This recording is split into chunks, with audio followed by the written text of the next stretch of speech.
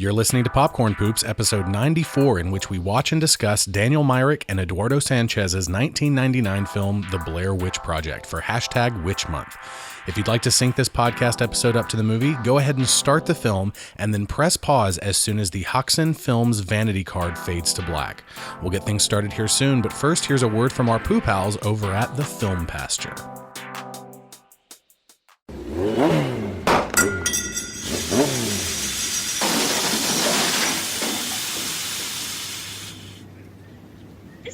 Great. Get a new car, breaks down the middle of nowhere. Now how am I supposed to get back home? Oh my God, Kristen, is that you? Oh my God, Vern, why are you in a field? Oh, this is so great. I can't believe you drove all this way to join me on the Film Pasture. Well, you see, actually, I was on my way home and... This is so cool. We can have, fellow podcasters and critics come on to talk about various topics, like how to get followers and get free movie screeners and all. I was wondering if maybe a mechanic is, close. Oh, and we can each month we can have a roundtable discussion with various filmmakers talking about how movies are made.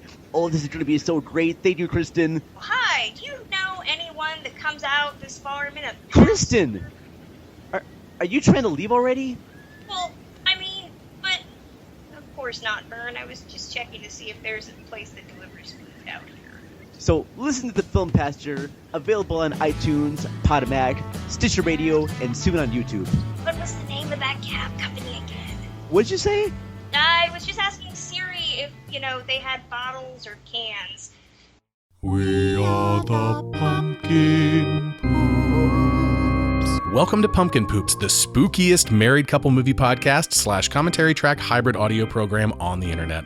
My name is Dustin, and with me, as always, and per usual, is my lovely wife, Jessica, also intelligent. How are you? Thank you. How are you this evening? I don't want it to be all about your looks. It's your beauty and your intelligence, right? I appreciate it. Right? Yeah. Right? How are you doing today? I'm doing good. Actually, it is the start of my fall break. So hallelujah. That's wonderful. I'm sure you've got no work to do through this entire fall break, right? Oh my God. If I have any time to myself, that will be incredible. I guess no video games? That's a shame. We should play some spooky video games and stream them. Maybe. On our Twitch channel. Or maybe on YouTube, I'm not sure, but we should try to do that. Okay, let's try. All right, we will try our best to play spooky games somewhere on the internet where you can watch them live. But no promises. As always, you can find us on our website at popcornpoops.com. You can subscribe to us on iTunes, Stitcher, Google Play, and YouTube. Please follow us on Twitter at popcornpoops, or personally, I am at Dusty Cram Cram. I am at J. Casper Kramer. You can like us on Facebook. You can follow us on Instagram, or you can follow our Twitch channel, Pixel Poops, at twitch.tv/thepixelpoops. If you want to support the show, we've got a shop. Just go to our shop on our website and buy some stuff. We got t-shirts and tote bags and things like that. You can also donate to us by clicking on the donut button on our website, or you can head over to audibletrial.com/popcornpoops and sign up for a free 30-day trial in which you will receive a free audiobook that's yours to keep forever, regardless of whether or not you continue with your trial after it has expired. And also the number one best way to support the show, best way to expose the show if you want to share it with your friends and stuff like that, really the best way to get the word out is by leaving us a rating and review on iTunes or Stitcher. And if you leave a review on iTunes or Stitcher or another platform that we don't know of yet, mystery platform, we will read it on the show. Speaking of which, do we have a review to read today? We do. Please do us the honors. All right. This review is my favorite kind of review. It's a 5-star review. 5 stars. It's from Tarebanda. And it is titled, "Does This Really Have to Be That Short?" And the review goes, 50 character limit. Okay, Marxist analysis of the thing. Amazing. Go easy on geography and lost in translation. Think of the Angelinos. Yes, those poor Angelinos. Those poor Angelinos. Dealing with shitty geography in movies about LA. The Dark Crystal, so much better with Japanese dubs, no subs, but might not work as well for accomplished gaijin. That does seem like it would make it weirder. It would make it weirder. True. Love the show. Thanks very much. That's a good review. Appreciate that a lot. If you would like to leave us a rating and review, like we just did there, we will read it on the show. So you can put all sorts of crazy shit in our mouths if you just go leave us a rating and review on iTunes or Stitcher. This week, we are continuing hashtag Witch Month for the month of October, because it's a super spooky October spooktacular, right? Yep. That's what it is. So today we're going to be watching Daniel Myrick and Eduardo Sanchez's 1999 film, The Blair Witch Project. So without further ado, let's get on with it. Sinkers, press play at the beep after the countdown. Ready? 3, 2, 1. And we're off. The Blair Witch, but look how shaky that is. It's super shaky. Look how lo-fi that is. Look how homemade and raw and gritty that is. Super raw and gritty. Made from the heart and the soul of Daniel Myrick and Eduardo Sanchez. Please read. In October of 1994, 3 student filmmakers disappeared in the woods near Burkittsville, Maryland, while shooting a documentary. A year later, their footage was found. Is this real life? It's totally real. Is this real life? The whole thing is not real. I got into. But if you were alive in 1999 and you remember when this came out, this fooled like everybody. Yeah, it did fool a lot of people. Maybe not everybody, but this fooled a lot of people. How old were we in 1999? I was 13, the tender age of 13 years old. You were 13. So were you in high school already? Was it your freshman year of high school? I feel like I was in junior. I feel like I was like in 8th grade. Okay. So I feel like I was in middle school. So I was in middle school then, definitely. Yeah, you would have been in 7th grade. So I remember, I don't think I saw it in theaters. Oh, I definitely did not. Maybe I did. I mean, my parents liked horror movies. I didn't see this until years later. Like, I was aware of the phenomenon that this was, but I definitely did not see this until years and years and years later. No, I totally saw it like when it came out, like around the time that it came out. I just don't remember if I saw it in theaters or not. What was it rated? Do you remember what it was rated? It's rated R. Yeah. Then I probably didn't see it in theaters. They say fuck like 158 times. That's true. They do say fuck a lot. But I mean, occasionally my parents would let me go see an R-rated movie. They'd go with me or something to go see it. I mean, this movie is actually pretty tame, but the one thing from my childhood that I remember, one of my best friend's mothers gave her review of the movie, and she said that it was a bunch of young people with dirty mouths, and that always stuck with me. And even when I watch this movie, like, I've got a filthy mouth, you've got a filthy mouth. You know, I watch this movie and the cursing doesn't faze me whatsoever. But even on IMDb, you go through the trivia, and one of the trivia points is how many times they say fuck 158 times or whatever it is. I don't have it in my notes, but yeah, it's like the weird importance that we put on cursing. I do remember my father look, it is a Halloween movie. Because my father always comments on how many times they say fuck in a movie, and I remember back before I guess I can't. Am I going to out him on Oh, no. Are you? I don't know. Okay, maybe not. So, okay, before he perhaps... No, your dad's not gay. No, we just made that seem like different. A lot different than it was. I'm saying that perhaps he curses now more than he used to, but maybe he doesn't want the whole world to know it. Sure. Too late. But the point is that when I was younger, he was really he would always comment about it. There's so much, they just say fuck every other sentence, and I remember that being a thing about this movie, is him talking about how much they cursed in this movie. And I guess they do.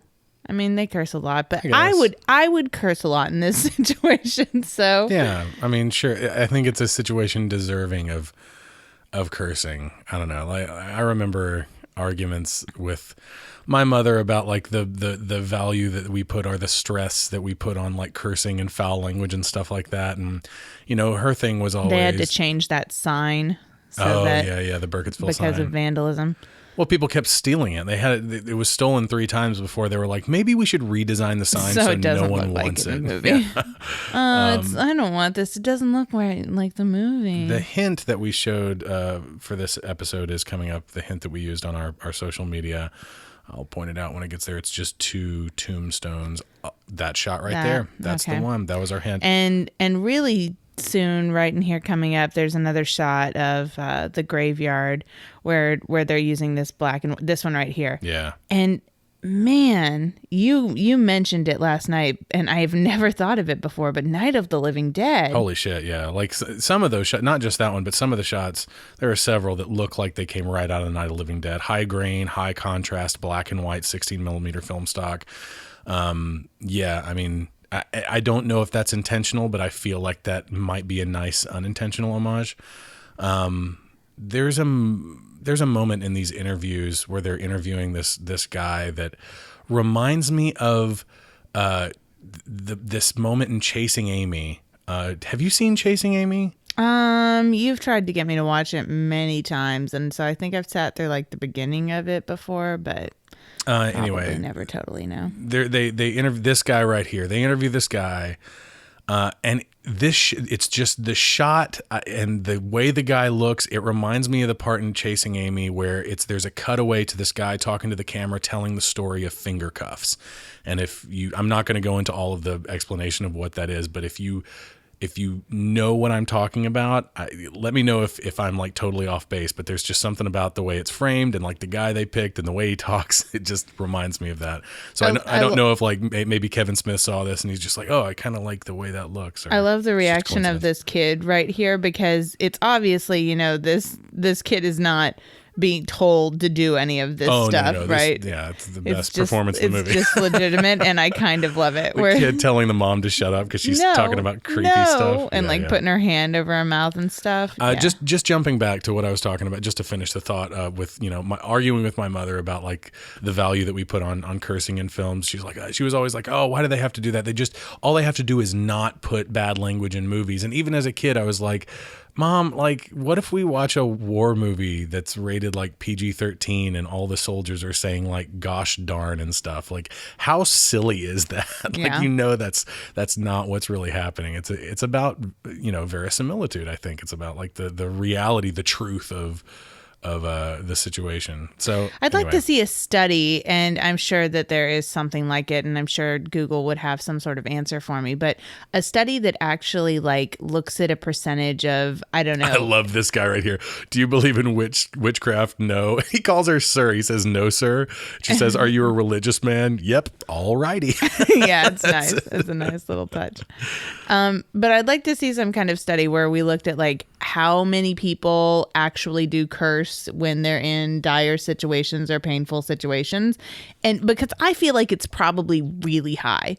Like even for people who don't curse I mean, we curse all the time, but even for people, if you listen to this podcast, then you know that. I mean, we like earned that explicit so fast. Every episode has the little red E next to it on iTunes. Yeah, for explicit. Of course.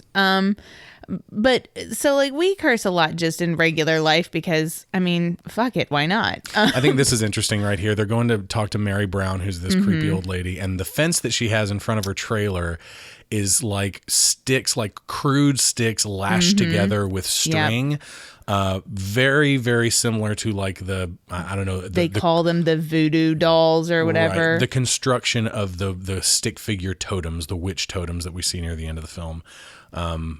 And I think that's an interesting art choice. That's an art direction. So you'll want to choice, talk about the design. fact that this is out of focus right here. Yeah, this is really cool to me, like the way they use this, because I feel like this was probably an actual mistake, like them shooting this as soft as it is.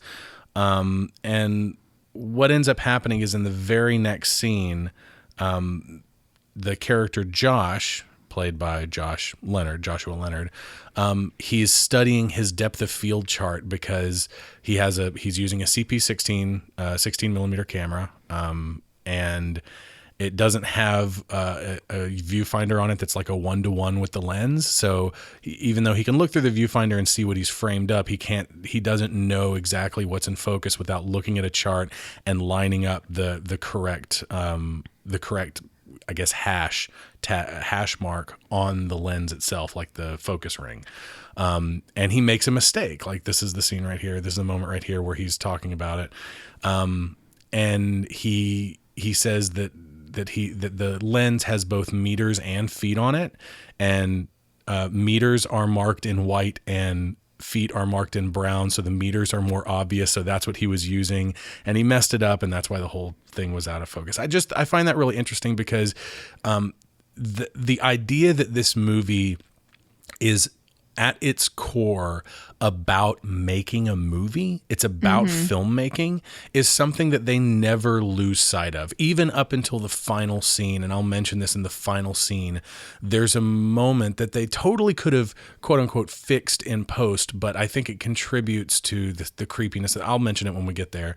But yeah, like at this movie's core, it's not just a gimmick. Like it's not really about the Blair Witch. It's about getting lost in the woods, and it's about making films. And I find that really fascinating. Yeah. But anyway, yeah, that's just an interesting moment that I really like. Spent too much time talking about it. So let's go ahead and talk about some of the stuff that I did my research in terms of trying to track down the mythology of this movie and trying to understand the mythology that they made for this movie. Because the thing is in this movie itself, you don't get that much. So you have to do, it was all part of their marketing strategy and stuff for this movie where they had these little mockumentaries that they aired on Sci-Fi Channel before the movie came out. And Fake then documentaries. Yeah. Where they like set it up as though the mythology and stuff and the lore behind all this was real and that these people actually disappeared into the woods. What we were talking about was earlier we were talking about what like our history with it, and I don't remember if I saw it in theaters or not. I don't know. I want to say I didn't. But I know I saw it really soon after it came out, so I must have seen it on DVD. Did we have DVDs then? Probably VHS. Yeah. VHS. This is a great movie for VHS.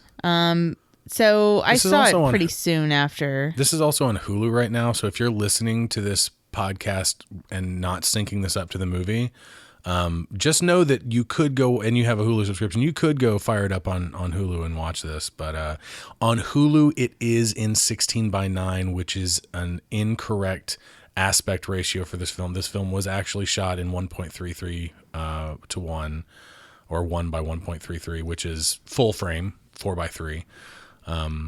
But, if that kind of thing doesn't bother you, then go for it. It's on Hulu. They've probably got it right now. I mean, besides just for Halloween, but for the new movie coming out too, I would suspect. Oh yeah. Well, I'm sure that's why it's on Hulu. Yeah. Yeah, that's what I'm saying.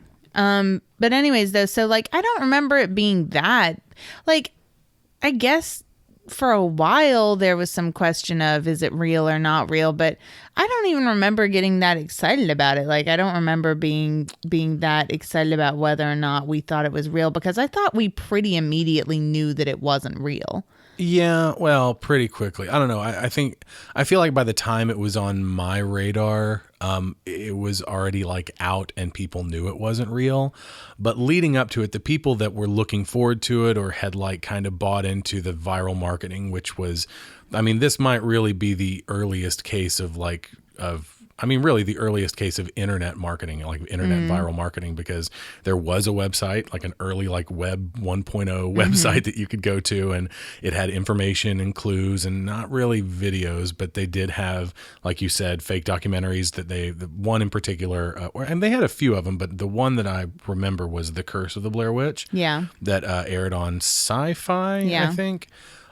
Which totally played it straight, like had like news footage and stuff like that, and talked about how these 3 people were missing. And, even when they took this movie to Cannes, did they take it to Cannes or Sundance? Sundance. Okay. So when they took it to Sundance, they even put up like missing posters for the 3 primary actors in this movie. Which they ended up having to take down because some executive producer, some producer had actually been kidnapped like recently, and they took it down because it was tasteless. I guess so, but I mean it's just part of the marketing. So, so there was the first one was Curse of the Blair Witch. And then after that, there was Sticks and Stones, an exploration of the Blair Witch legend. Yeah. And then there were later documentaries, which were, I guess, in preparation for Book of Shadows. And they were The Massacre of the Burkittsville 7, The Blair Witch Legacy, and Shadow of the Blair Witch. I haven't seen either of those. I recently rewatched, I don't remember if I watched it before or not, but I rewatched or watched for the first time The Curse of the Blair Witch. And I kind of watched Sticks and Stones, but Sticks and Stones is basically just new ways to cut the interviews and stuff from the first one. Like it's really lazy. There's like Sticks and very Stones, little new stuff in that. I didn't really think about it before, but Sticks and Stones is kind of an amazing title for a Blair Witch retrospective or something. Oh, yeah. It's incredible. Yeah, it's kind of perfect. But unfortunately, that one is pretty much just using all the same footage from the first one and just cutting it up together differently. And like there's, I think there's like maybe a couple... You might get like 30 seconds of deleted footage of Mike and Heather arguing or something that you don't, Or Josh and Heather. Don't care about. Apparently, I mean, we can start talking about the relationships. We're going to see stuff unfold in this movie, obviously. But in this movie, the way we see it, the way it's presented to us in its, final cut, is that Heather and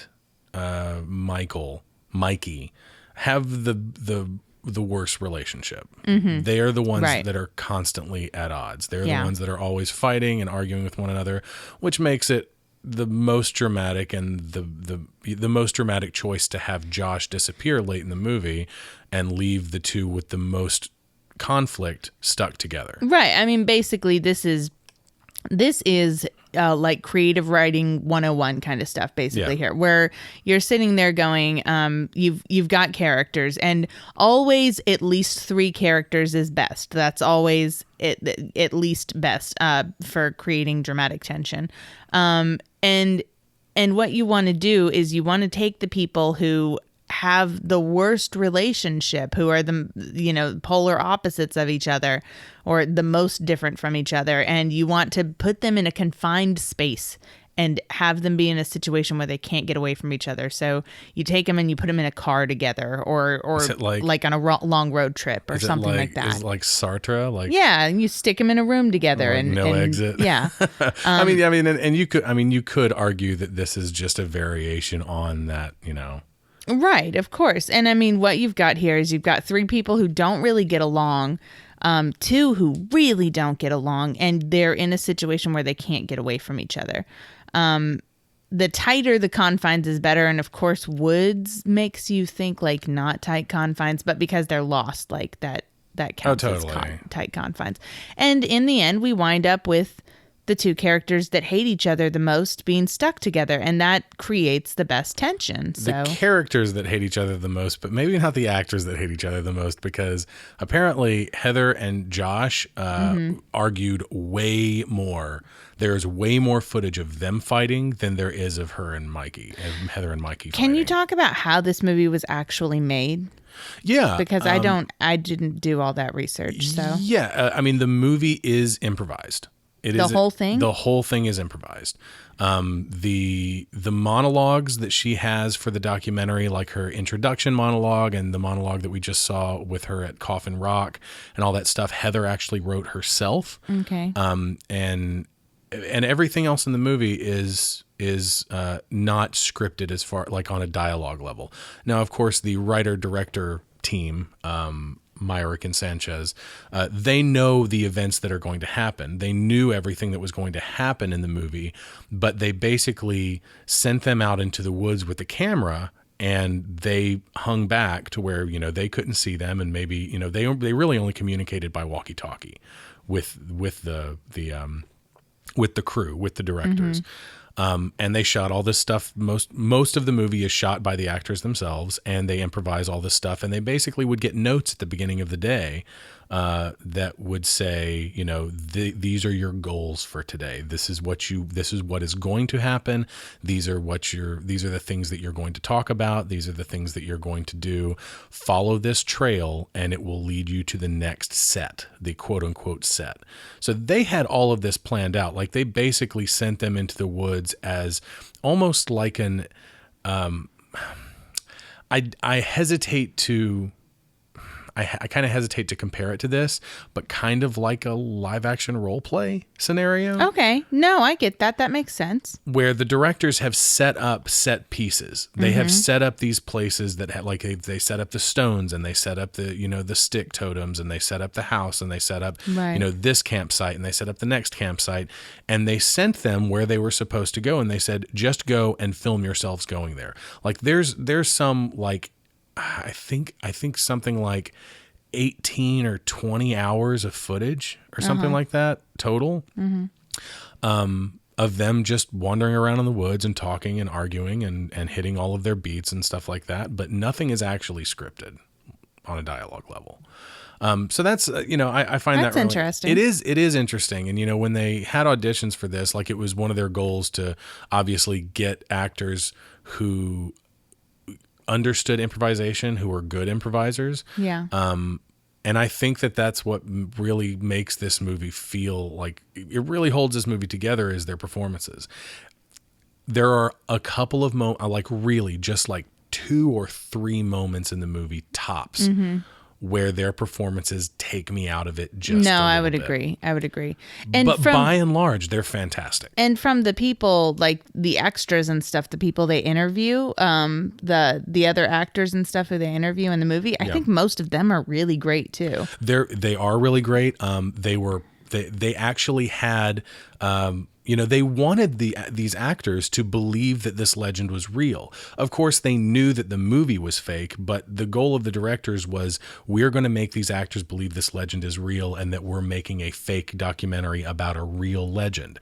So when they sent them out to interview townspeople, the directors, unbeknownst to the actors, had planted interviews for them to talk to tell them about this Blair Witch mystery, this Blair Witch legend that doesn't actually exist. Like there is no legend of the Blair Witch. It was totally made up by the directors, you know, the directors and writers. So when they're out interviewing these people and these people start saying like, oh yeah, the Blair Witch is this thing and that thing. And then there's this story of this guy, Mr. Parr, who is a child murderer. And he did this and that under the, you know, under the supposed direction of the Blair Witch and all this. Yeah. The actors are like, holy fucking shit. Like this is a real legend. This is a thing that this town has kind of lived with. That's cool. It's cool because it sets it up so that the actors will have some legitimate fear and stuff while they're out there. Like, you know, that they'll, even if they're sane, logical people, you know, like there's going to be some paranoia about being in the woods and it being dark and filming a horror movie and believing that there's actually a legend out there about this stuff. Oh yeah. I mean, I think it definitely informs their performances and that's cool. I mean, definitely helps. Wasn't it filmed in a really short period of time too? Like 7 days or 8 something? 8 days. I think 8 days. They wanted to go 7 days and they ended up having to shoot an extra day because the light died on their camcorder. So they had to charge the battery and go back out and shoot an extra day. And they actually ended up shooting the last day of shooting ended up on Halloween. Oh, that's cool too. Which explains why there's like Halloween decorations and stuff up in the town of Burkittsville and this, I mean, I think this totally counts as like, it's not just a pretty great horror movie. Like it's a Halloween movie. It's set around Halloween. So we're getting into some stuff here that's some of my favorite stuff about this movie, which is, God, these props are just, I mean, and they're not really props even, they're just regular things in the woods that you find, but man, it works, right? Totally. We've mentioned this a lot on the show. I think that something that good horror does and great horror does successfully is taking something that is familiar and even comfortable and turning it into something terrifying.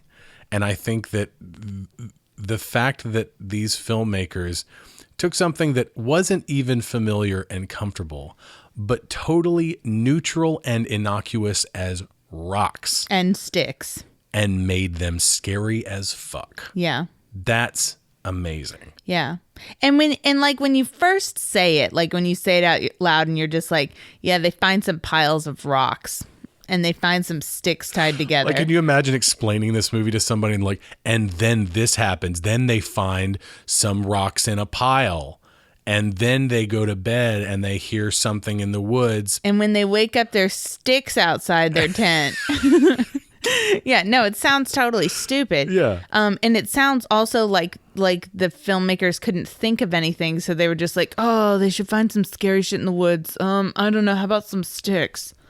And it sounds really dumb, but it's totally effective.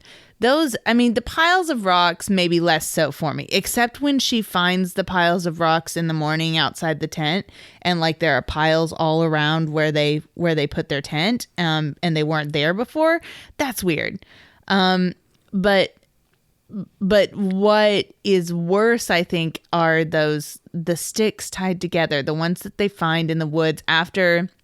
And we'll talk about this when it happens, but after they have accepted that they are lost, and then the very next thing that happens to them is they come across the clearing or whatever that has all of those, like, they sort of look like figures of people, because there's like arms splayed out and legs and sort of a head kind of figure, but some of them aren't like that. Some of them are different shapes, but. Right.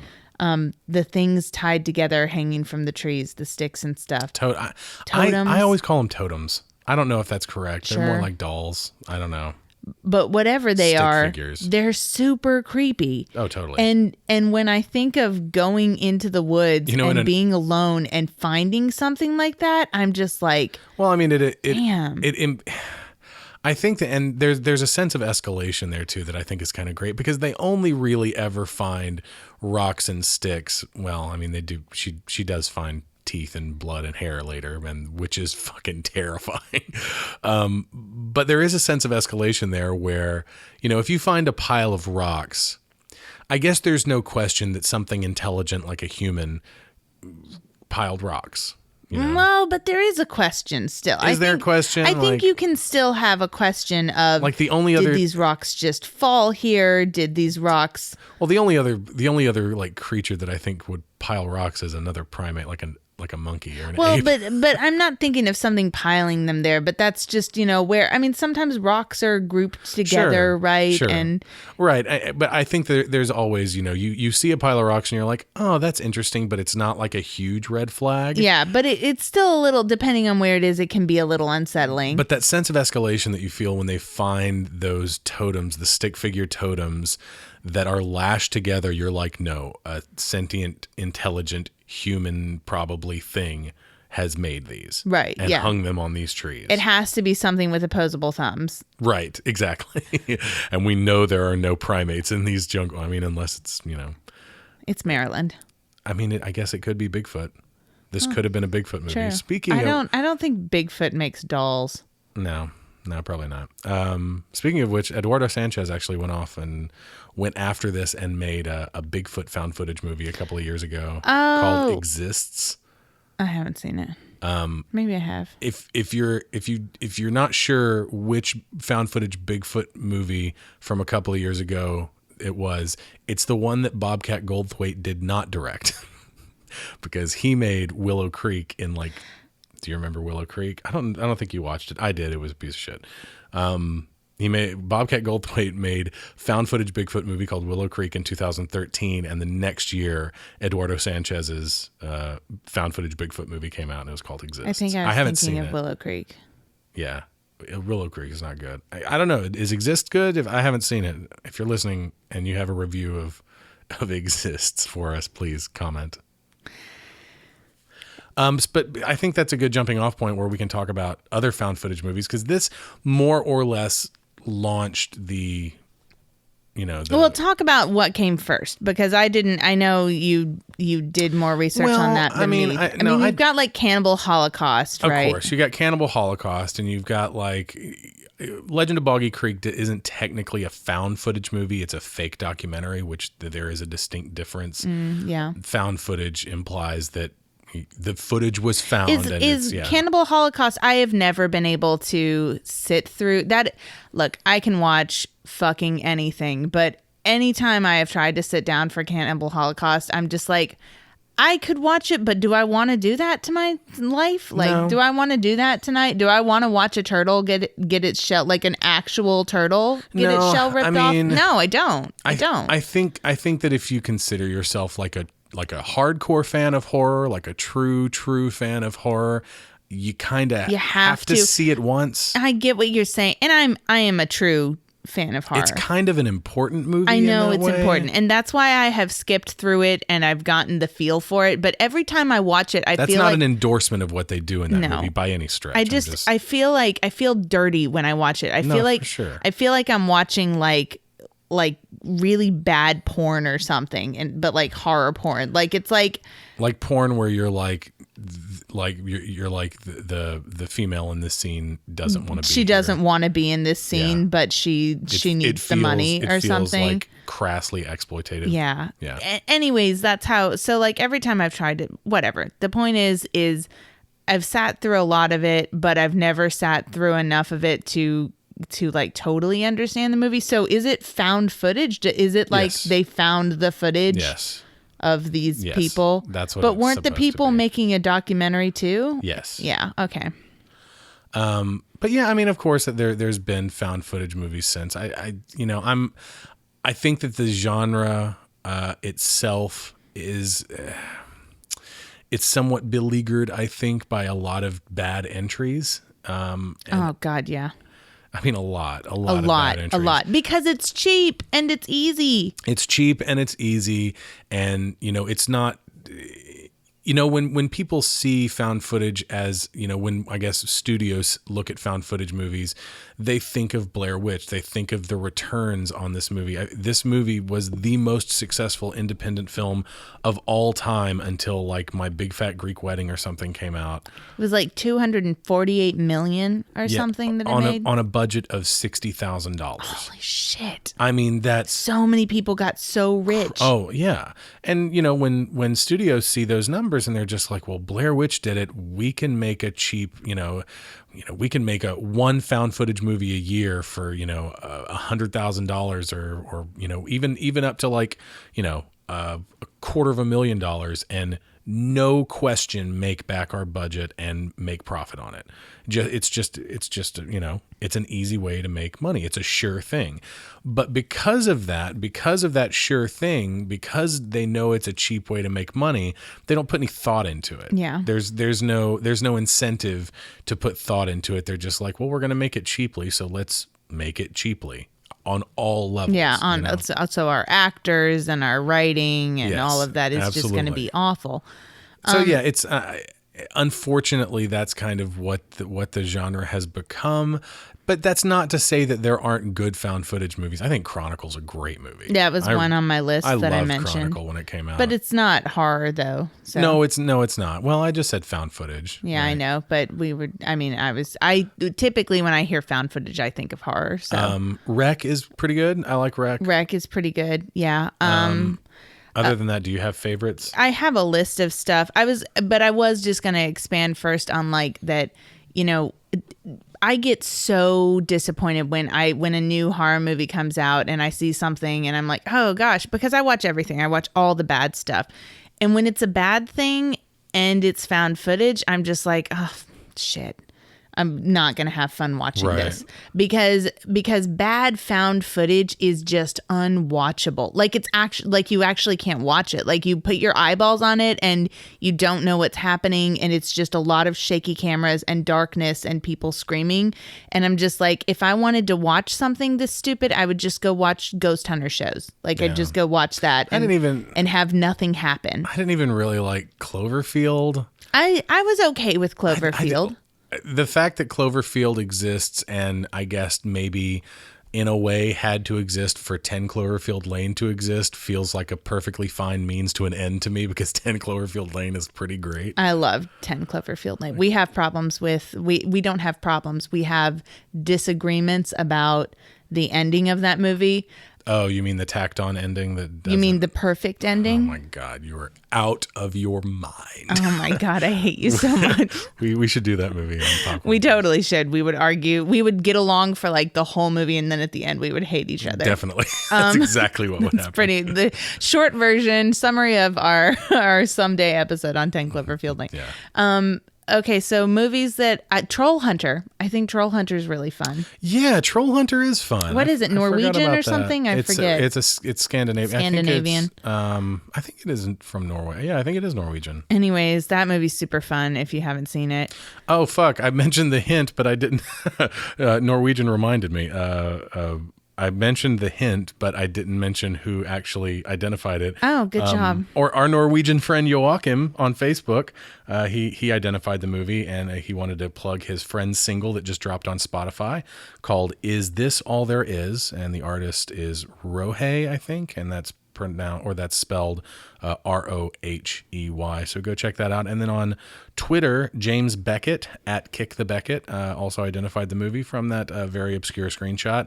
And you can find his work at kickthebeckett.wordpress.com. So go check them out, and congratulations for identifying this silly movie from our silly screenshot. Okay, so I want to talk about the scene that's happening right now with her losing the map, but first the other movies found footage that I actually do like. Let's see. Okay, so Paranormal Activity was super important when it came out. Totally. Whether or not it is the one movie that has come anywhere close to recapturing what Blair Witch did. Yeah. And because what it did is it took this and it made it a ghost story. Right. And it put it inside a normal person's house. Well, they're not normal. They're fucking rich. Let's be real. But it put it inside a person's house that looks pretty like normal for what you see on TV, which is a lie. And it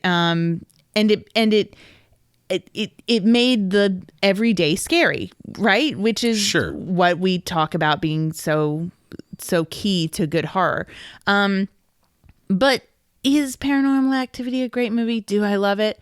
I like the first one. I like what it did. All of them suck after that, except for number 3. Is that right? Yeah. Well, the first one's okay. Yeah, it's okay. I really like the third one. I think one that's the set third in the one 80s. is by far the best of the whole series. Agree. I think it's pretty good. It is legitimately has some scare moments that are totally effective.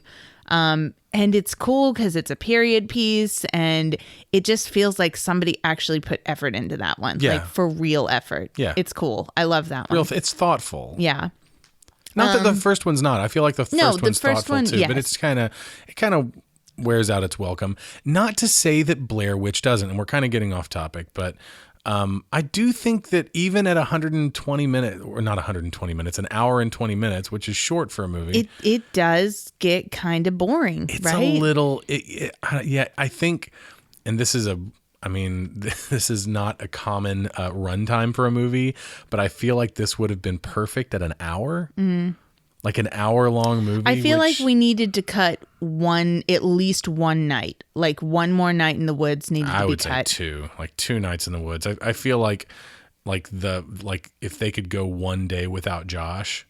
Once Josh disappears, they go like 2 whole days or something. And I feel like they could go. I feel like they could go one day after Josh disappeared, but I think what happens is I think they should only cut one night. And where we should cut it, I think, is right about here. But they have to do the thing where like they mark Josh first, like that's what they do. Because I always feel like this first night after they have decided they are definitely lost should be the night where Josh vanishes. But instead we wake up and there's like slime all over Josh's stuff and his stuff is gone, and then he's like marked, I guess, and they take him. But I don't know. I guess I didn't need that. So they can cut out some of this stuff in the middle, but okay, other Unfriended. Oh yeah, does that count as found footage? I think I don't so. know. It's kind of- it counts as found footage Yeah, because it's found sure. on her computer. Unfriended Is a good movie. is a good movie. It is straight up experimental cinema. It is experimental cinema, and it fucking works. It is experimental cinema in a way that this movie is not even. Yeah. Oh, like, yeah. And you know, I've heard people talk about this movie in terms where it's just like, oh, it's groundbreaking and it's The Blair Witch? Yeah, Blair Witch Project. It's I wouldn't groundbreaking go and all this that stuff. far. I don't know that it's groundbreaking. I would say that it just changes the point of view. Like I would say that the only thing that really changes, and it changes a lot. Like it's a drastic change, but when you make the camera a prop, which is what this movie does, you change the point of view. And it is very much a part of the action in a way. It's not just an invisible entity. You know, it's not this ethereal thing that just kind of captures stuff. Yeah, this is one of the moments in the movie that doesn't work. Yeah, totally. Right. This moment right here when he says he kicked the fucking map into the creek. I don't believe the performance. I don't believe that he would do it. I don't believe that he would do it. I don't believe that he would do it and not say anything, and then just now all of a sudden start laughing and say anything. You know, I don't know. That's one of the couple of moments. Yeah, it doesn't work. That I don't buy. What was I saying? You were just talking about it was fine. Whatever you were saying, What? No, I was talking about something. You were talking about the perspective. The perspective, like it changes the perspective of. All right. Other than that, this is a pretty traditional narrative. Oh, yeah. Actually, very traditional. You know, we've got at the beginning, we've got an introduction to characters, and the characters all have arcs, and they all have goals. They all have their own temperaments. Different by the end of the story. They all have different relationships with one another. But you say it is a traditional narrative, but it follows the rules. Like it does the things it's supposed to do to be a successful narrative. Oh yeah, absolutely. I'm not saying that it's not successful. I'm just saying that it's not like this total experimental upheaval of everything that we know as, cinema or narrative cinema. They change the perspective, they make the camera a prop, and that changes a lot aesthetically, but I don't think it changes that much else. This movie has a complete rising action and a falling action. It has a climax. It has scenes. Mm-hmm. It does have scenes. It doesn't just run together. Like there are scenes that have beginnings, middles, and ends, and they all have points. Most of them have points to the scene. So I would say, I mean, if you want experimental cinema, watch some of fucking David Lynch's weirder stuff. Watch something by Jodorowsky or something. Okay, we really need to go back to talking about the Blair Witch, but the last thing I'm going to say is VHS. And I just feel like I have to mention that because, I mean, in large part, I'm a sucker for horror anthology. Like, it's probably my favorite of all specific types of horror. Horror anthology. Too bad there aren't that many good ones. There just are not that many good ones, but I love it when that's a problem with anthology films. Yeah, true. Is that an anthology film? The experience of watching an anthology film can be ruined by just a couple of not as good segments. Oh, you're saying too bad there aren't that many good ones in VHS? Is that what you were saying? Oh no, just good horror anthologies. Oh yeah, no, true. But I get really excited when I find them, and VHS. I feel like. I mean, and I've watched all of the other ones too, and Viral, and I don't remember what else is out there. But anyway, so I feel like there are a couple in the VHS series that are worth the time. So, and it's cool how they frame the story and stuff. Yeah. Which is a device of deceleration, and we could get into a whole talk about Victor Shklovsky, and we could talk about some theory of prose and all that. Defamiliarization. But I don't want to talk about Shklovsky. You don't really want to talk about. I don't want to talk about Shklovsky. I don't want to talk about Shklovsky. Yeah, actually, Eduardo Sanchez directed one of the segments in VHS 2. I don't know which one, but I know he directed one of them. Okay, so we are at creepy. They call them voodoo things. We call them totems. Who does? Who calls them voodoo? They do in the movie. Oh, yeah. Josh or Mike or one of them calls them voodoo stuff. I mean, I love this stuff. It's so creepy. I love that it's shot on black and white for most of it. And it's movie memorabilia that you can have in your movie room that you can make yourself. Right? Yeah, You just so go out, easy. Just go out to your backyard, get some sticks and get some twine. Man, oh God, we should make our front yard terrifying this year. Just put tons of Blair Witch Oh God. things. Yeah, it's the perfect year too. Because the new movie came out. Oh, that's true. We could totally do that. We need to totally make our yard terrifying for all the trick-or-treaters. Keep an eye on our Instagram. We'll probably post that if we do that. Tie some sticks together. They're gonna look so janky. I mean, because we've been complaining about how we can't afford to go buy all the Halloween decorations. Just go out to the it's yard. Our first house. Just go out to the yard and make them with sticks and let's rocks. just go make them. We'll get all DIY about it. Oh my God! It's like what? We're gonna have some parents sue us because their kids trip over a pile of rocks in our yard. Yeah. Okay, so her losing the map. Let's talk about her losing the map. The thing is that right before she admits that she cannot find the map, right before it happens, she says, where is the line? I'm looking for it right now and I cannot find it right now. She says she can't believe they're about to leave. Yeah, the line is, I can't believe we're about to leave just when shit's happening. That's the line she says. Right. Because on the third night that they stayed in the woods, there were a bunch more like rocks clacking, clicking, whatever together in the distance, and like noises, children laughing, things like that. And she wakes up and she says, away from the from Mike or Josh being able to hear, she says, I can't believe that we're about to leave when shit's happening. And so the next morning when we have Heather say that she can't find the map, what are you led to believe? I mean, that's motive. Right? What that is right there. And I don't know that the filmmakers knew it. But it is motive for her to lose the map. Yeah. And I feel like that the ambiguity, the not knowing, and this movie loves the unknown. Yeah. It dwells on the unknown. That's how it functions. But that's one more moment that we should have had. You don't have answers to shit, and I think that that's one more thing that we didn't have to have an answer to because we can infer. Oh, I bet Heather lost it because she's obsessed with this documentary, and she lost the map on purpose so that they could continue shooting. Yeah. But instead, in the next scene, in a couple of scenes later, Mikey's like, "Oh, I kicked that fucking thing into the creek because it was useless." Every time I watch this, this moment right here where they're running through the woods after the tent was shaken.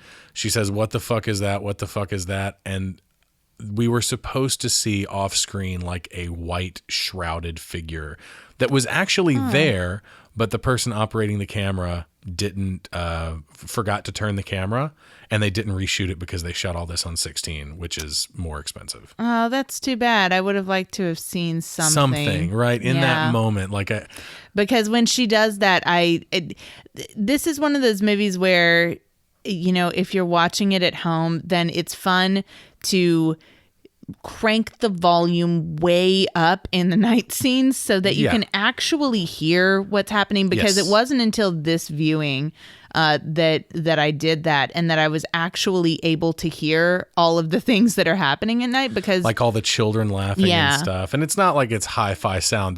They literally played recordings of children laughing over a boombox, right? But outside the tent. But like every other time I've watched this movie before, a lot of the scenes where they're like, "Did you hear that?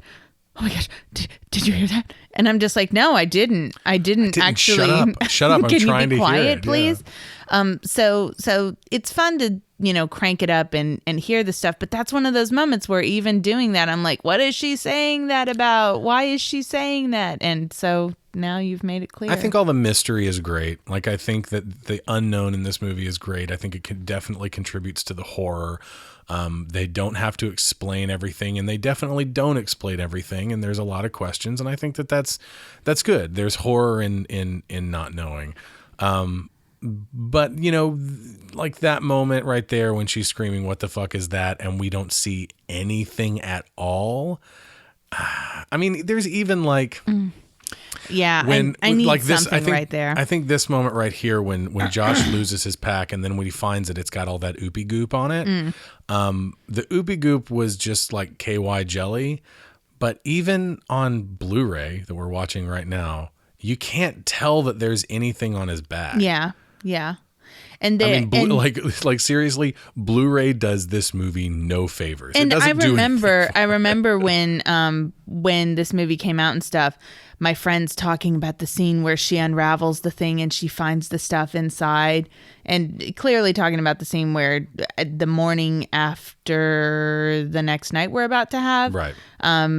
Is it that night? Yeah, I think so. It's after Josh disappears, and maybe it's 2 nights from now. Whatever.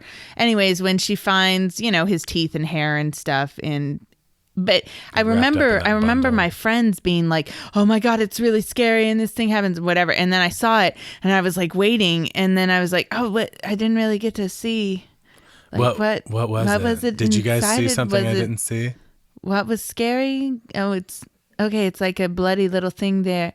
I mean, and part of that is we're so accustomed to seeing just outrageous gore and stuff in movies now that when you have something that subtle, it's hard to get a huge reaction out of it. But I mean, I think it still works in this movie because we're led to believe that we're supposed to have it feel real. It's supposed to feel a lot realer. And let's talk about the one thing that for sure is real and is unsettling and was the major reason that I came away from this movie unsettled at all. What's that? Being lost in the woods. That is the core of the terror in this movie. Yeah. And it feels so real. And they do actually, like, the actors actually got lost. They actually got lost like on 3 different occasions, and they had to be guided back to where they needed to go over walkie-talkie from the directors. They actually did get lost. There's a moment, I don't know, I think we've already passed it where we've definitely already passed it, where they travel south like all day and then end up back at the log that they had just crossed over. Like No, that's at the end of this day. Oh, okay. That was real. That was a real moment where I don't know, like, I'm not sure all the facts, but I would assume that the directors intentionally guided them back to that place without them knowing, and their reactions of having walked all day and ended up back at an old location, their real reactions, like, we have just wasted an entire day, we're exhausted, and we haven't gotten anywhere. So I don't know, dear Poopling, if you've ever been in a situation where you could have even have gotten lost in the woods, but my grandparents they live in the Adirondack Mountains. Basically, they live in upstate New York, and right next to the Adirondack Mountains, and so I spent my childhood summers going up and playing in those woods, and going up to Vermont and stuff, and playing in the woods up there. And I mean, where is it? It's Newcomb or Burlington? Well, Newcomb is where like my great grandparents and stuff lived. Oh, okay. So that's where it's like really like deep up in the woods in the Adirondack Mountains. And I mean, as I was always told, they are the deepest, darkest woods in the United States of America. And it's the kind of lost feeling where you go outside and you go and you walk a ways into the woods, and you can be like, we were always told that we had to keep the house in sight, that you had to be able to see the house while you were playing, because you turn around in those woods and you are immediately lost. Like you everything looks the same.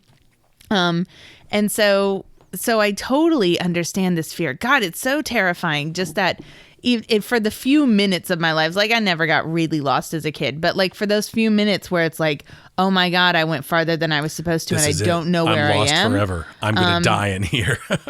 It's terrifying. And to imagine being in their situation, like, this always got me when I was young. So, and it's, like I said, like, there's a definite ratcheting up of tension, and I feel like this movie has nailed this.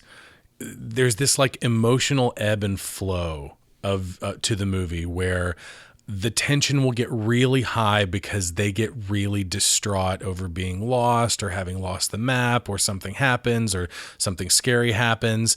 And then they drop back down, they calm back down, but they're never as calm as they were Right. before. We never drop low again. It's like we never get back to the place that we Right. were at tension The wise. tension never completely releases, Mm-hmm. and then it ratchets up farther than it peaked before, and then comes back down, but never as quite low. as low. Mm-hmm. And I think that's, as opposed to a completely like a sloped line type of vertical action, like a gently sloping line where it just goes straight up. This movie is more like up and then down a little bit, and then up again and then down a little bit, and up until it climaxes. No, I totally And the climax agree. is at the very, very, very end of the movie. Like the falling action is, it's seconds long. Yeah. And I just really think the placement of these scenes, God, it's so great. We've passed it already, but the first day where they finally accept, they know for a fact that they are lost, that they cannot deny it anymore. The map is gone and they're absolutely lost. And they're already internally, we can presume all of the feelings that they're having about, are we going to die out here? Are we going to starve to death? Or, what's going to happen to us? All of that is already in their minds and in our minds because of it. And then they find that voodoo stuff, as they call it. They find the totems in the forest right after.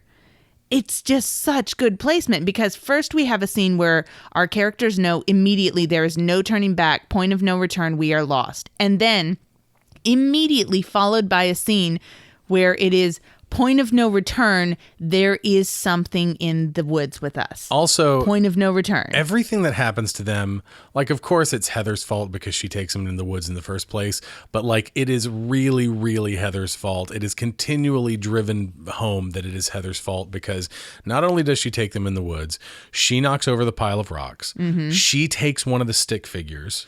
I never saw that happen, though. They reference it. It doesn't happen on camera, but they reference it. It's something that she did, and you also don't see it on camera, but she either takes it apart herself, or when they wake up, you see the stick figure on the ground that she took, but it's dismantled. I've seen the stick figure on the ground before. I've noted that. It was actually in the same scene where he had like the gunk, the slime on his stuff. But yeah, this is a scene right here. That delivery right there is the other delivery that I don't think works on me. I have nothing left line. I have nothing left. What's interesting about it, there's kind of a conflict there for me. I think that it's a weak delivery, but I think it's smart writing. Yeah. And it follows up with, that's probably my favorite motivation for why we have camera use in this. Yours is earlier. Yours is the line, I can see why you like this camera so much. It's not quite reality. That's a great line. That's probably my favorite line in the movie. It's totally like a filtered reality, man. It's like you can pretend everything is not quite the way it is. I think it went too far. Maybe not the lines after that, but just the line, I can see why you like this camera. It's not quite reality. I should have left it there. I mean, and that, that we can talk now about, a problem that exists in many found footage movies. Most found footage movies is at a certain point, you stop believing that they would be filming. Right, yeah. That they would take the time to lift up the camera, to keep the batteries charged, to do all the things that it takes to even just simply record something on like auto on a camcorder. And I think nowadays with found footage, they are just 100% fuck it. They just don't even try to come up with a motivation. They do not care that it makes no sense that these people would continue to film. Because they don't treat the camera like an actual prop. Like in this movie, the camera, but they have two cameras and both of them are props. Like they can be damaged. Like there is a legitimate fear that the cameras will be damaged. They want to make sure that the cameras are working. Like it's still their goal through all of this to continue making this movie. And even when shit gets really dire, even when they're arguing and Heather is continuing to shoot, it's in her character that she continues to shoot, and it's because she's obsessed. She's obsessed with this movie. Like, because again, we're coming back to this. At the core of this movie, this is a movie about making movies. It's about filmmaking, and it's about Heather as a filmmaker and kind of getting lost in her art, and being obsessed with her art. So there's never a point, at least when Heather's holding the camera, that I have to question anything. And they give you just enough in lines and stuff, like that line, "I see why you like this camera, it's not quite reality."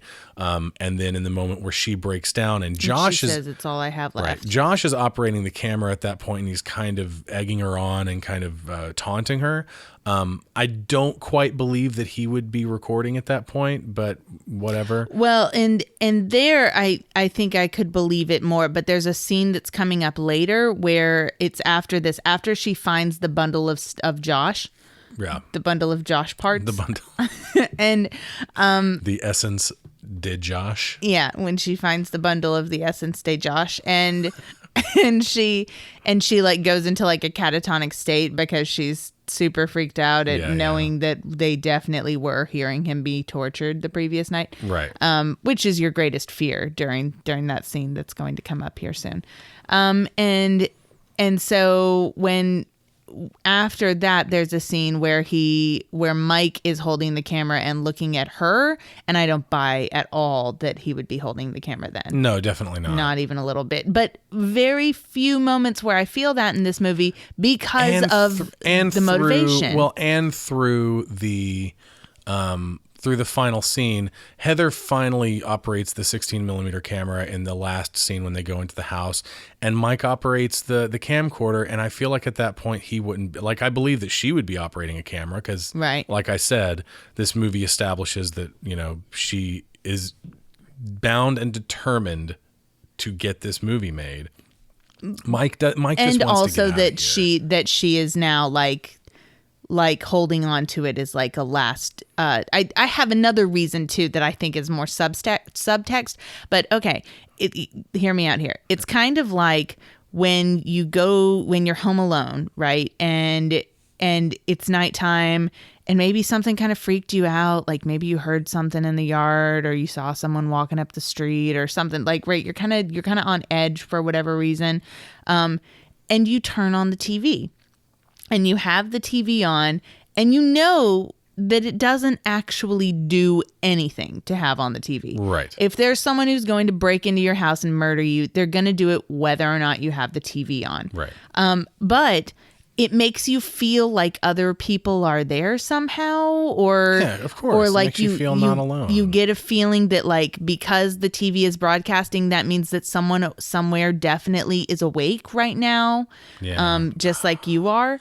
That reminds me, when I was a kid, there was this old widow that lived across the street from us, and it did not matter what time of night it was. It could be early in the morning. It could be late at night, but you could see the glow of her TV in the window. And she lived alone. And she just always had the TV on all night long. That would be me. Any time I've lived alone, like when I was in college and stuff, I always had the TV.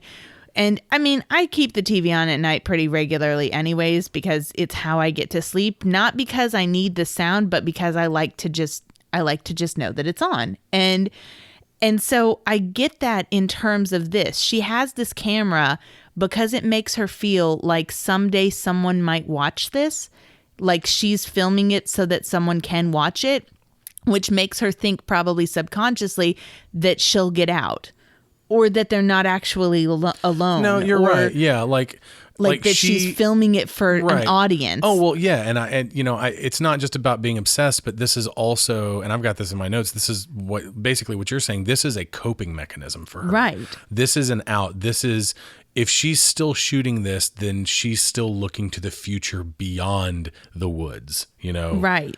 This isn't her doom. She's not in survival mode yet. She is, well, we'll get out of this somehow, so I've got to continue making this and movie. Also that there's a sense that audience is there. The camera is on, so even though the audience is a future audience, it's other people that are like there and to her. And they're not alone. She's talking to them. They're not alone, right?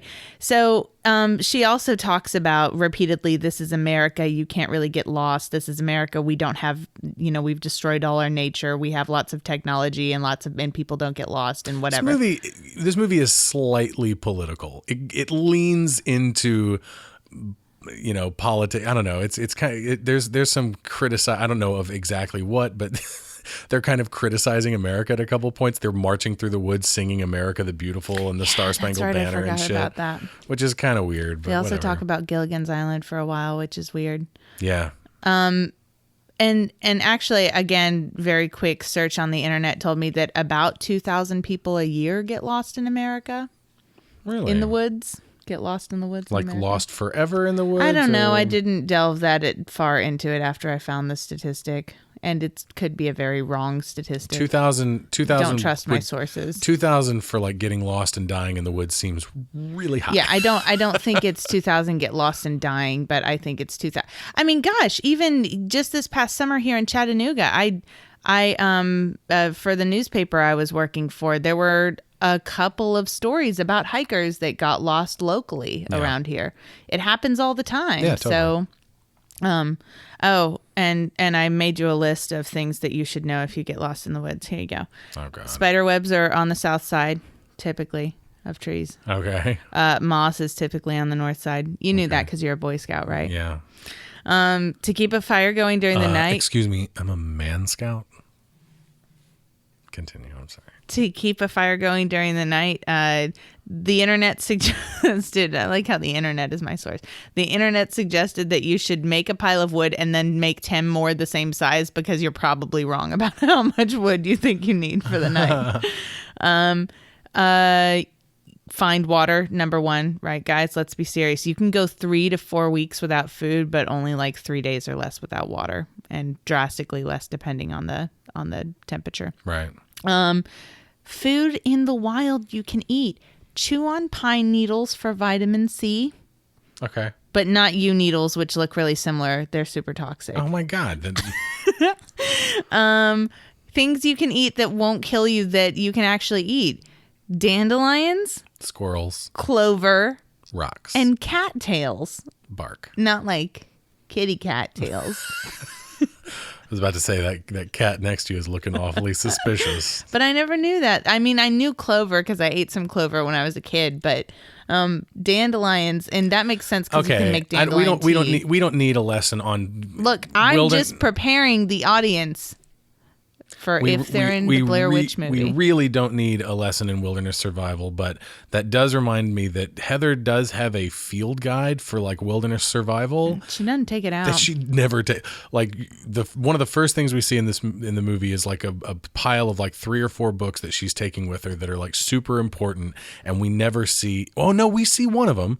We see one of them again when she's reading about the Coffin Rock incident where the men were lashed together and yeah, I think that book tortured. That she has there is supposed to be called The Blair Witch Cult, and it's supposed to be from 1809. Those gross teeth and hair and bloods. That's pretty freaky. Yeah, it's great, but I was never able to see it really well on VHS, so I couldn't figure out what it was supposed to be. I guess you can kind of see it in Blu-ray, but again, this was shot. This specifically right here was shot in standard definition, so it doesn't matter. How many times you transfer it, it's still going to be, standard definition. So the reason why this is so terrifying is because of the previous night where we hear him screaming in the woods, and the scariest thing about it is oh, more teeth. The scariest thing about it is, just like they keep saying it's not the real Josh, it's not the real Josh, and this is telling us that it was the real Josh. Right. And that he was being tortured in the woods. And yeah, once he was done with the movie, like once he got lost, they let him go. They were just like, you can go. We pre-recorded all of your screaming in the woods shit, so bye. And then he just left. So like all of him screaming in the woods and screaming in the house and stuff is just played over probably the same boombox that they played, like the children laughing.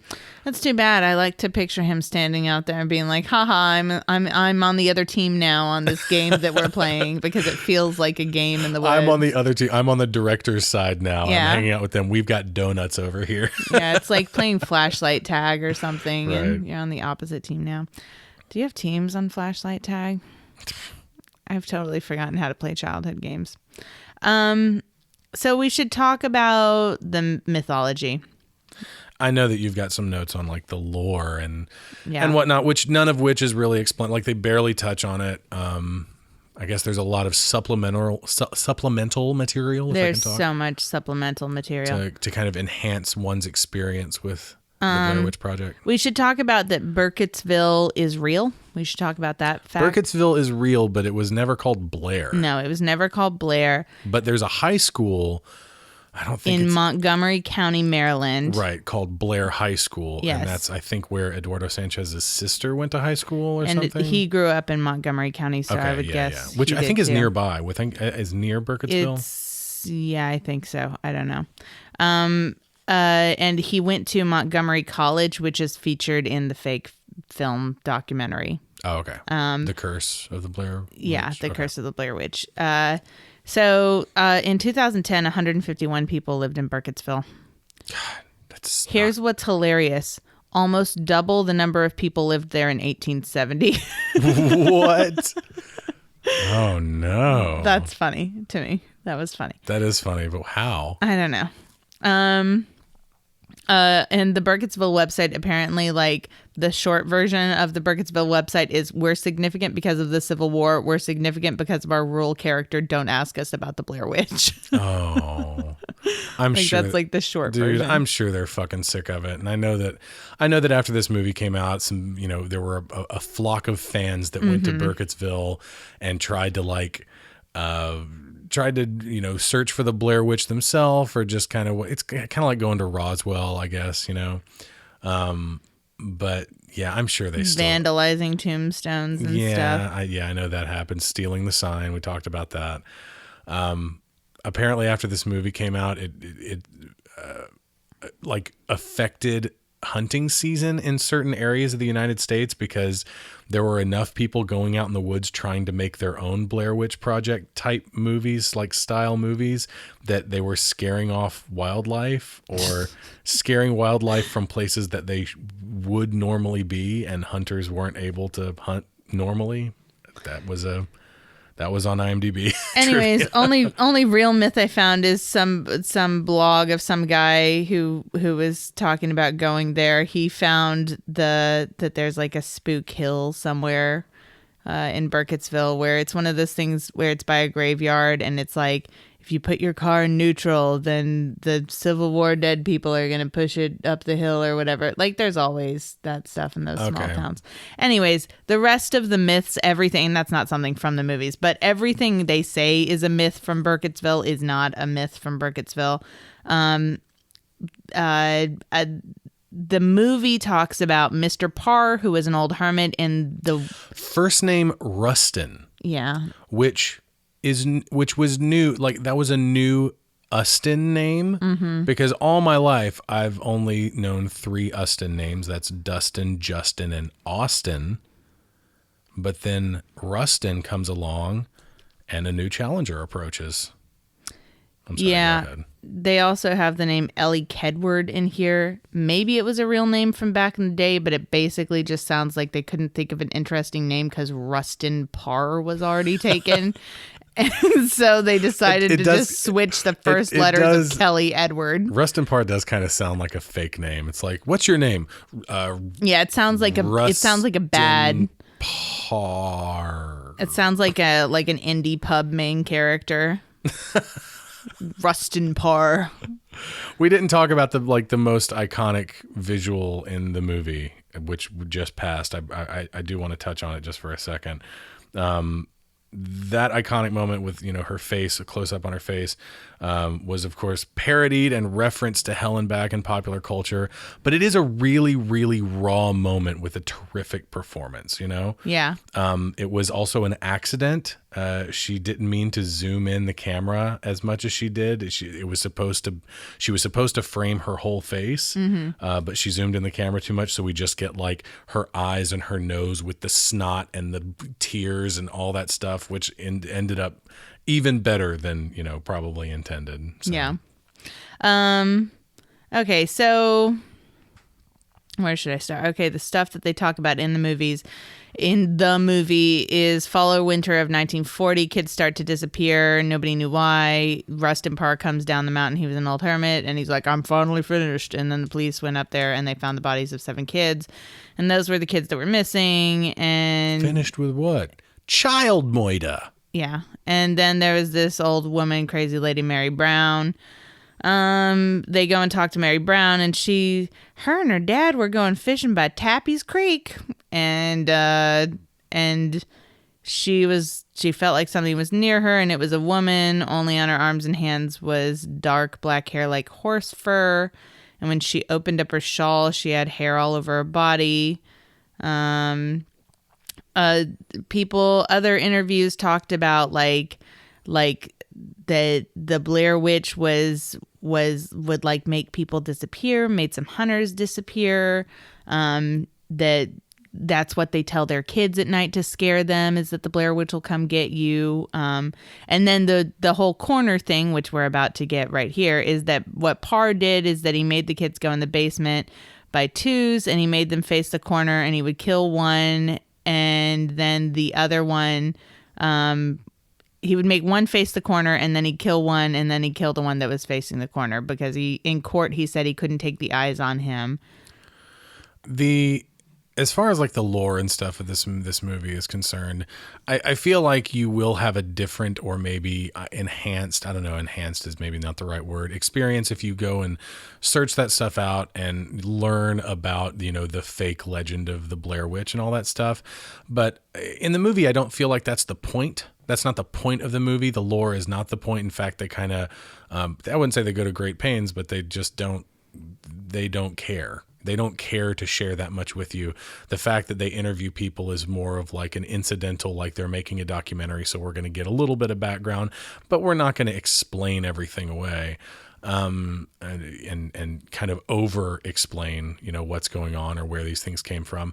I do think the one small kind of shortcoming in the backstory that we actually see in the movie, if you take the film as like this standalone in a vacuum kind of thing, is that the connection between the Blair Witch and Rustin Parr doesn't come across at all. It doesn't come across. Like the only thing that we get is that the guy who was talking, one of the guys who was talking about Rustin Parr, just started talking about, like, they asked him also about the Blair Witch, and he's like, oh yeah, Mary Brown knows something about that. Like, that's the only connection we have. Now, if you read the supplemental stuff, I understand that the thing about Rustin Parr is that he was supposedly under the instruction or the influence of the Blair Witch, or the ghost of the Blair Witch. And one of the children that came out of the woods after he said he was finished was survived, and I guess he let that kid survive for some reason. But then the video games, if you go into the video game lore, then that kid, whose name is Kyle Brody, also was supposed to be possessed by the Blair Witch.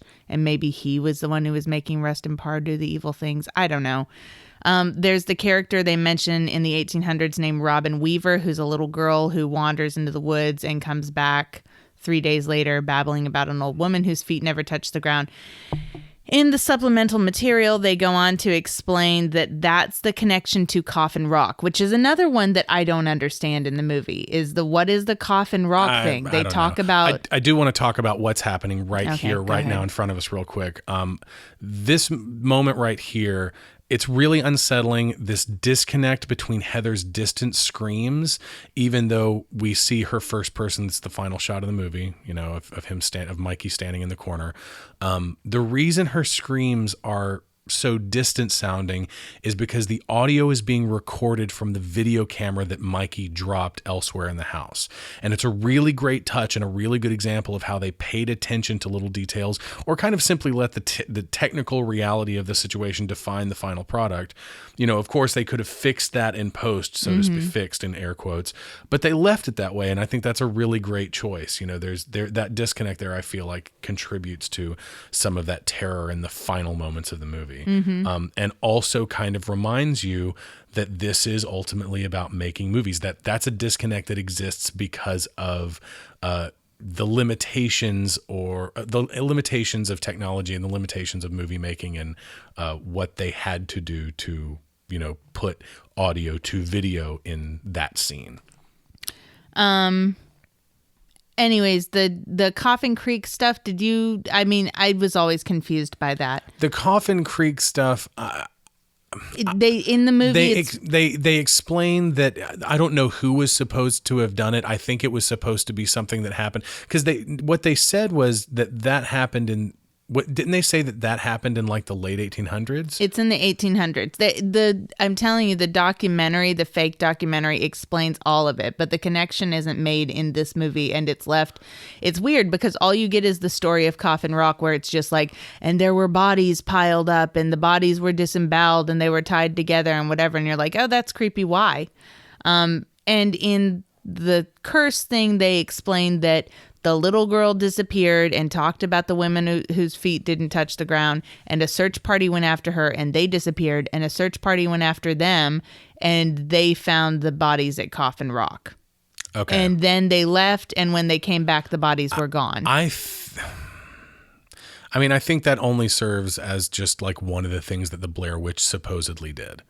Yeah. The thing that I think is really interesting about this movie is that nothing supernatural actually happens. Nothing unexplainable actually happens in the movie. Like, and the last it kind of reminds me of like that moment from Ghostbusters where Peter Venkman is like, you're right, no human would stack books this way, or no person would stack books this way. And it's like, he's kind of right. Like, no person would stack rocks this way. It's like, of course they would. It's just a person, some person just did this at some point. The last thing I wanted to mention was the creek that the guys are fishing at. That stream is also, that's tied. He says that he saw a white thing go up into the trees or whatever, come out of the water. And that's another thing that's explained in the supplemental material, where apparently a little girl was dragged into the water by a white hand, and then the creek became undrinkable and animals died when they drank from it and whatever. So you can look all of this stuff up on the internet. There is tons of lore attached to this movie that actually really doesn't have any bearing on the movie itself, because the movie's not about that. Yeah. The movie, I know it's called the Blair Witch Project, but it's not really about the Blair Witch. It's about 3 people getting lost in the woods trying to make a movie. And how fucking scary it is to be alone. And I think it sells that. I think it's, I've got some issues with it here and there, and we've talked about them, but I think it's a pretty great film. And certainly, what is your final take on this? My final take on this is that it kind of launched it definitely did launch the found footage film genre into mainstream popularity. And has somehow still remained one of the best entries into the genre. One of the best, if not the best entry in the found footage film genre. Okay. Agree? Agree. I mean, sort of. I don't know if it's one of the best entries. I guess it's one of I say that and we're definitely top 10. We're way past the ending now. We're way past through the credits, but definitely top for me. Definitely top 5 in the genre. Probably top 5. But that just goes to show how few really great found footage films there are. Because I wouldn't say I even love this movie. Yeah, I don't love this movie. I like it. I think it's pretty great for what it is and what it accomplishes. Well, and one of the things that I just thought of that I'd wanted to say was that I remember back when this came out, everyone complaining about why would they still be holding the camera? Why would they wouldn't still be filming this?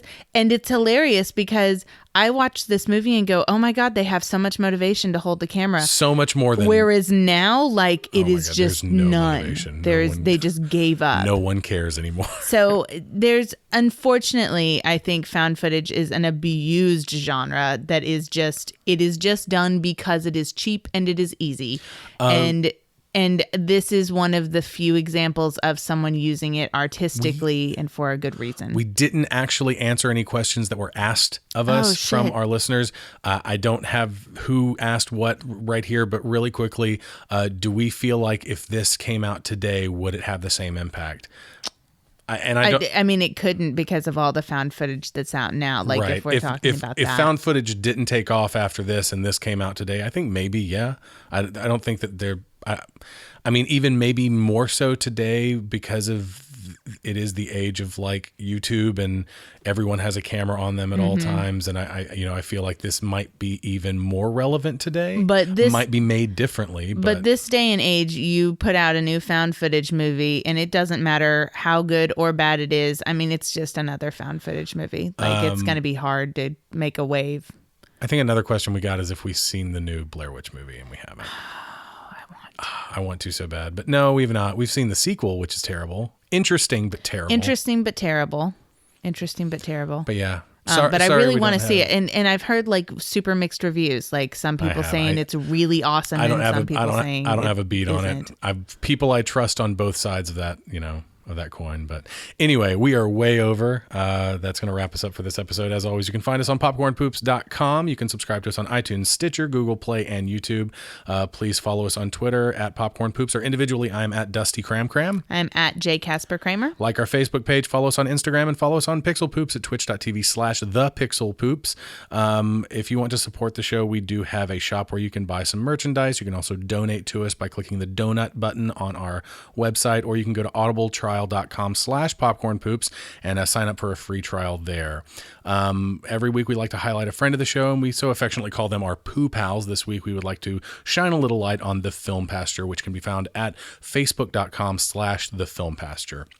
Jessica, what will we be watching next week? Well, we will be continuing #Witch Month with our super spooky movies with Andrew Fleming's 1996 film, The Craft. Ooh, The Craft, you say? I do say. That should be interesting. I haven't seen that movie in like maybe 20 years, maybe since it came out. So that should be an interesting watch. But anyway, that's going to wrap us up. So that's all for this week. Until next time, take care. Bye-bye. We are the pumpkin